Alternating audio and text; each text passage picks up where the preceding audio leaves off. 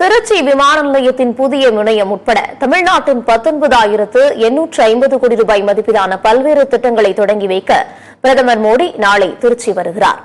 நாளை காலை 10 மணிக்கு தனி விமானம் மூலம் திருச்சி விமான நிலையத்திற்கு வரும் பிரதமர் மோடி பின்னர் அங்கிருந்து காரில் பாரதிதாசன் பல்கலைக்கழகத்திற்கு செல்கிறார்.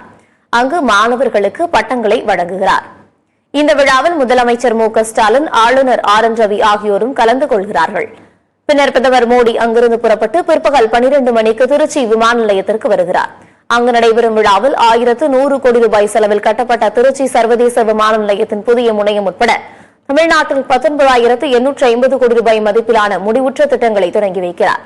பின்னர் பல்வேறு திட்டங்களுக்கு அடிக்கல் நாட்டும் பிரதமர் மோடி நாளை பிற்பகல் 1:15 மணிக்கு தனி விமானம் மூலம் லட்சத்தீவுக்கு புறப்பட்டு செல்கிறார்.